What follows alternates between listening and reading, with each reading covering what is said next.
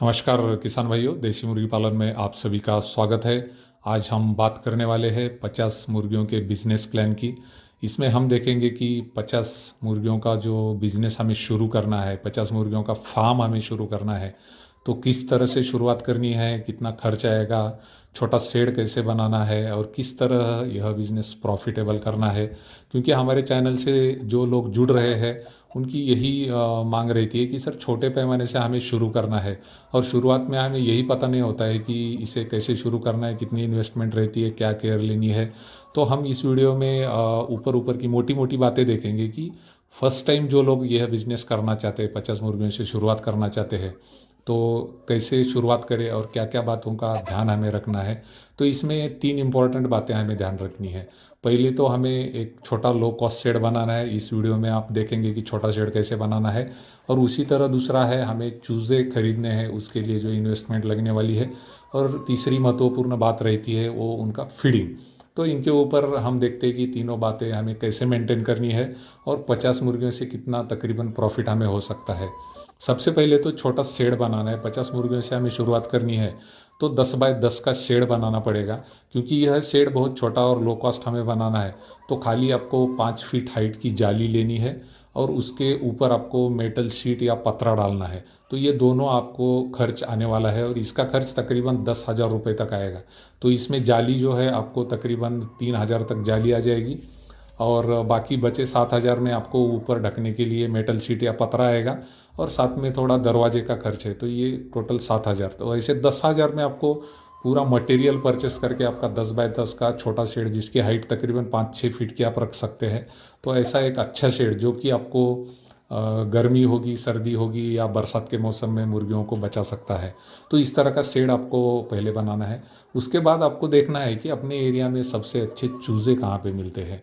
तो अच्छी ब्रीड जैसे कि कावेरी नाम की ब्रीड है, डीपी प्राइवेट हैचरी में बहुत सारी अच्छी ब्रीड है, सोनाली ब्रीड है, या बाकी हैचरीज में आपको RIR, ब्लैक एस्ट्रोलप, इस तरह की ब्रीड मिलेगी जो कि अच्छा परफॉर्म करती है छोटे पैमाने पर अगर हम देसी मुर्गी पालन करना चाहते हैं।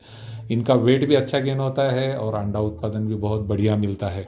तो इस तरह आपको ये चूज़े जो है अपने एरिया में कहाँ पर मिलते हैं, अपने एरिया में नहीं मिलते हैं तो बाहर से भी आप मंगा सकते हैं। आजकल ऐसा है कि हम छोटी 2 व्हीलर गाड़ी भी लेके जाते हैं हैचरी में, तो 100-200 किलोमीटर से हम चूज़े जो है छोटे गाड़ी पे भी लेके आ सकते हैं, क्योंकि वो छोटे बक्से में आते हैं। तो इस तरह आपको चूज़े खरीदने हैं। चूज़ों का प्राइस देखा जाए तो इसका प्राइस तकरीबन 20 रुपये से 25 रुपये के बीच में आपको इसका खर्च आने वाला है एक चूज़े का। इसके बाद इंपॉर्टेंट बात आती है फीड की। तो आप जब एक दिन के चूज़े लेके आने वाले हैं तो उनको 20 दिन तक आपको लाइट लगाकर ब्रूडिंग करनी है और उसके बाद उनको रेडीमेड फीड देना ज़रूरी है। रेडीमेड फीड कब तक देना है हमें, तो उनका वेट तकरीबन आधा किलो होने तक रेडीमेड फीड जो है हमें देना है और उसके बाद हमें जो है फ्री रेंज में उनको खुला छोड़ना है। क्योंकि हमारे पास मुर्गियों की संख्या 50 ही रहने वाली है, तो उन्हें हमें आधा किलो वेट होने के बाद फ्री रेंज में छोड़ना है। डे टाइम में दिन भर हम देखते हैं कि हमारे शेड के आसपास खुली जगह रहती है, वहाँ पे अगर छोड़ते हैं उन्हें घास फूस और हमारे पास जो वेस्ट मटेरियल है वो डालते हैं, तो आधा किलो के बाद हमारा फीडिंग का खर्च कम होता है। तो इस तरह 1 किलो मुर्गी बनाने के लिए तकरीबन आपको खर्च जो है 50 से 60 रुपये तक का फीड लग जाएगा। तो चूज़ों का प्राइस और फीड का प्राइस देखा जाए तो तकरीबन 80-90 रुपये जो है हमें मुर्गी 1 किलो बनाने में जाने ही वाले हैं। तो ये खर्च हमें ध्यान में रखना है। तो इस तरह का खर्च करके इसके बाद 1 किलो मुर्गी होने के बाद इसकी मार्केटिंग जो है रिटेल करनी है। 50 मुर्गी हमने पाली है तो हमारा टारगेट यही होना चाहिए कि हमारे गांव में ही, हमारे पास के मार्केट में ही इसको एक एक मुर्गी हमें बेचनी है, ताकि हमारा खर्च अगर 80-90 रुपये आ रहा है तो एक मुर्गी अगर 300 में हम बेचते हैं तो हमें तकरीबन 200 रुपये तक का फ़ायदा मिलना ज़रूरी है एक मुर्गी के पीछे। और इस तरह से आप शुरुआत करेंगे तो आपको पहले ही बैच से प्रॉफिट होना शुरू हो जाएगा। और जो बैच आपने 50 का शुरू किया था, अगला बैच आप 100 मुर्गियों का शुरू करते हैं और इस तरह बढ़ाना है। और छोटा बैच इसलिए डालना है हमें कि हमारे पास पैसे नहीं, इन्वेस्टमेंट नहीं, इसलिए छोटा नहीं डालना है। तो इस 50 मुर्गियों में हमें काफ़ी सारा सीखनी है, काफ़ी सारी बातें सीखनी है, जिसमें सबसे इंपॉर्टेंट पहले 20 दिन तक का ब्रूडिंग है। क्योंकि छोटे चूजे होते हैं तो उन्हें गर्म कैसे रखना है, अगर उन्हें बीमारी आती है तो किस तरह की दवाई देनी है, यह डॉक्टर का काम होता है। तो ये भी हमें डॉक्टर से पूछ के सीख लेना है। बीमारी न आए इसलिए हमें किस तरह उनको टीका लगाना है, वैक्सीन देना है।